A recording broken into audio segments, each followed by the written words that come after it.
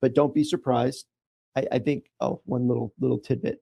For those that are over the age of 50 and are fully contributing and expect these Roth catch-up contributions, if your plan at your company does not have a Roth contribution option available this calendar year, 2026, you may not be able to make those catch-up contributions.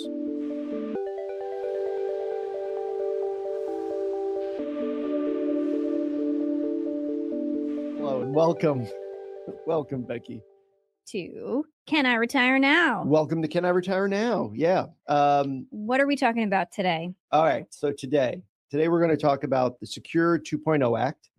Wow. Nice. I could tell by the look on your face that didn't mean much. No, okay. didn't register as anything, but I can't wait to learn more. It's fair. So as a quick reminder, or I guess probably new information for a lot of people, post-pandemic from 2020, 2021, the government passed the Secure Act, and it was going to come out in phases.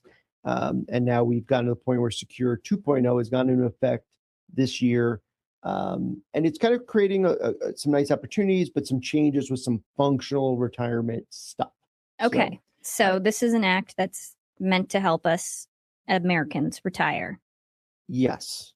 Provide some flexibility around retirement accounts and a few other things, interestingly enough. Okay. But there's a lot in that, as you can imagine. Imagine a government bill containing multitudes. It just has a ton of junk. Wow. So I thought we'd actually break this down into 2 episodes. So if you're listening to this, there will be a second episode that covers a couple other details of this bill. Okay. But yeah, I thought we'd jump in with, I think, the lowest hanging fruit, which are some of the specific retirement account changes. Okay. So the first half, we're going to talk about retirement account changes. Yes. All right. So, buckle up. Yeah. So one of the big changes is required minimum distributions. Oh, the old RMDs. RMDs. Okay. Very nice. Make an appearance again. Yeah. So prior to 2020, the RMD age, meaning as a reminder for those that have 401ks, IRAs, or otherwise qualified accounts, you used to at 70 and a half years old, you had to start taking money out of those accounts. Yeah, you couldn't let them grow anymore without taking distributions. Very nice. And do you remember why, Becky? Because the government wants taxes. Bingo. The IRS. The answer. Yeah, it's always the answer, by the way. But it's kind of one of those like cheat answers that like the IRS wants money. Yes. Because you got a tax break when you put that money into your 401k or IRA. It's time to pay. Time to pay the piper. Somebody paid piper. Piper. Close enough. Peckers. Nope, we're veering off. Okay, sorry. So that used to be 70 and a half. Then they changed it to 72, and now it's 73. Okay, so they're matching the age expectations. People are allowed to, people are growing older, so they're delaying that a little more. Nice. Correct. Good move. Which is nice. And then actually for anybody born in 1960 or later, more recently, you and me, RMD age is now going to be 75. Yikes. So, but yay? Yeah. Well, I mean, it just creates more room from when you're likely to retire to the age where you have to start taking money out. So the nice thing is it creates some kind of opportunities for people to do more Roth conversions and other things we talked about over time. So that was a big one. There was automatic enrollment in plans, Roth contributions. Let's just get into it. All right. Oh, I thought we were in it. Well, we were kind of in it, but I got excited. Now you're going to join us. Yeah. Now I'm here. Welcome to Can I Retire Now? Nick is now here. So RMDs are kind of a big one. So I wanted to tackle that one first. Okay. Second thing that I think is the biggest. Wait, so the first one was that the age changed. If you're born 1960 or after, it's 75. The RMD age is now 75. All right. Correct. Second thing in this Secure 2.0 Act. Yeah. And by the way, if you're born before 1960, it's 73. Okay. So just. Got it. Put a pin on that one. Done. Tied up. In a bow. Number 2. Okay. Number 2. Catch-up contributions for 401ks, 403bs. There's been, they did another, I think, a $500 little increase in the amount you could do as a catch up. As a reminder, catch ups are for people 50 years old or older. Mm-hmm. You're fully maxing out your retirement plan at work. You can now do additional contributions. That's been around for a while. Yes, we've talked about that before. Yeah. The big change is now those contributions for anybody that's earning 150,000 or more in wages now must be a Roth contribution. Oh, what? Yeah. Okay. Are you going to ask me why they made these changes? I am. I think that's why we're here. Why the government? No, what is a Roth? I don't know. But there's actually good and bad with this one. So Okay. the let's start with the bad, because I think the bad is outweighed by the good. But the bad is, if let's say you were fully contributing to your 401k pre-tax, and you were doing this catch-up contribution pre-tax, that means you were reducing your taxable income. You were probably paying less income taxes. Yeah. If now all of a sudden catch-up contributions for this year, by the way, are $8,000 for people over 50. Now that $8,000 goes from pre-tax to post-tax. You're actually going to pay slightly more income taxes. This year's income taxes. But Correct. when you pay into, no, I don't know where I'm going with this. So you go ahead. You looked really strong there for a second. I was going to say, but you're paying it into some account that you keep going. That then you can make withdrawals without paying taxes. Got there. Oh man. Ooh, I've never been so proud. Okay, thank you. So yes, so the nice benefit of that is later. So as that money grows and all of that, you now have a pool of money you can reach out and grab tax-free. Now again, we're talking about people that make over $150,000. So in a lot of cases, those people don't qualify to have their own Roth IRA anyway. They make too much money. So this gives them an opportunity to do Roth contributions. Now, a couple caveats. The plan has to offer it. The plan has to offer a Roth option. So I believe by the beginning of next year, new plans will be required to offer a Roth contribution option, both for the initial contribution and for these catch-ups. Okay. So I actually think that's a really good thing. I think giving people more of an opportunity to save after tax and have that money be tax-free later is really attractive. Why? So if we look at income tax rates today, they're close to the lowest they've ever been in history. For most people. So are we locking in today's known rates versus tomorrow's unknown? Unknown, absolutely. So I don't know what tax rates will be like in the future, but with the amount of global issues, we'll call them wars, unrest. Unrest. Look at even domestically, the amount of national debt we have as a country. Eventually, we're going to have to pay those bills, and those bills traditionally get paid through income taxes. So income tax rates have been really low. I'd rather pay, say, at a 15% rate now, and then get it out tax-free if later those rates are 20 or 25. Yeah, that's just math. Okay. I think it's really nice. All right. So that's the silver lining is. I think it's actually a nice little detail there. Okay. But could create an environment that if you were doing those catch-up contributions and that switch will happen automatically, you actually may see more of a deduction in your paycheck. Yeah. Okay. And by the way, as a reminder, because anytime we talk about catch-up contributions, I think of our super catch-up episode. If you are 60 to 63 years old this year, your catch-up contribution is actually $11,250. You get the super catch-up. Remember that? Yeah, I do. Yeah. It's ketchup and a cape. So I actually think that's kind of interesting right now. Tax rates are pretty low, historically low. So that actually might be a nice opportunity. Okay. I mentioned it briefly a second ago, but I think the next thing that comes to mind with this Secure Act change is retirement planning strategies like Roth conversions. So now most people have most of their retirement accounts in their 401ks or 403bs, but pre-tax. Yes. Meaning they are going to pay taxes later. When they take distributions. Correct. Okay. So as people get to retirement, maybe those first couple of years, we sometimes look at doing Roth conversions. I've heard the term. Okay. Which in simplicity is taking money that was previously going to be taxed, pay the taxes on it, and then convert it into a Roth, which would then grow for you and be tax-free later. Oh. The challenge with that is you're going to pay a big tax bill now on that lump sum of money that you moved. So again, are we paying it at a low enough rate today that we will see a benefit for being tax-free later? Mm-hmm. Moving the RMD age out, and let's use us as an example, all the way to 75. Mm-hmm. Let's say we retire at 65. Well, now we have 10 years that we can actually do conversions at even in small chunks that will, one, Does it lets you do it in small chunks? yeah, you could do any amount you want in a year. Oh, I didn't know if it was like a required like closeout account type situation. Oh, no, it's a really good point. No, you can do any amount. So we actually a lot of times will look at what someone's tax rate is. Yeah, and try to match it with. Yeah. And figure out, oh, you know, we can convert $83,000 and keep you in the same tax rate.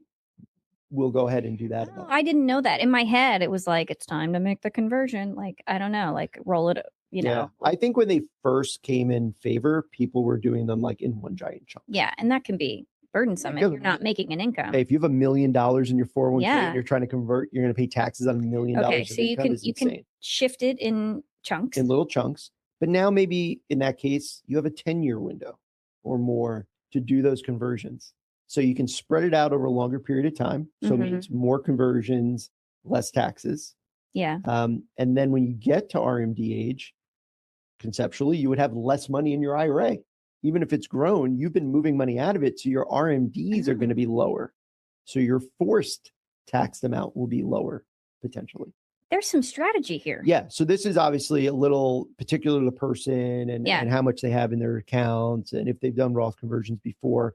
But I think actually pushing that out, giving people a little more time to do it, even if you retire later, if you retired at 70, you still have 3 to 5 years that you can do conversions where previously we would have probably not considered that for somebody who was 70. All right. That's nice. Yeah. So a couple of really cool changes there. Mostly Roth related, mostly tax. I don't want to say avoidance related, but more tax efficient. Tax planning. There you go. Tax planning. So I do get asked a lot of questions about this as it's rolled out because this rollout has been, I mean, it's taken 6 years. Let's be fair to the government. So it's moved at a government pace. Yeah, it's moved. Is what you're saying. A little slog of government. And some of these rules have been a little unclear. So hey, you don't have to tell me I worked for the state for a long time. I get it. Yeah. So it's not wonderful. So I jotted down a couple of questions I've gotten from clients. One of which, probably the most prominent one, has been, should I switch all of my contributions to Roth instead of pre-tax? Now that is a very person by person case. Oh, okay. But with the idea of tax rates being as low as they are and potentially being higher in the future, would it benefit them? I think I can make a blanket statement that younger investors, so let's say somebody under 50, just so we can sneak us in the younger, still, I'm dreaming. Okay. Doing a Roth IRA, if you qualify, or doing Roth contributions is probably going to be beneficial to consider.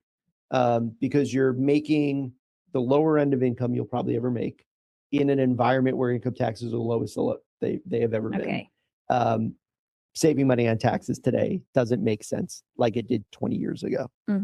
I'd rather have that money be tax-free later with the potential. So in most scenarios, again, it's case by case. It's not a blanket, but most of the time, younger people. It would make sense. And then for the ones 50 or over, if you're doing those catch-up contributions, they're going to be forced to be Roth contributions. So since you have that forced, you may want some pre-tax contributions just to give you a little more balance. So again, but something to bring up with your advisor. The other question I get a lot more is, will this change my retirement date?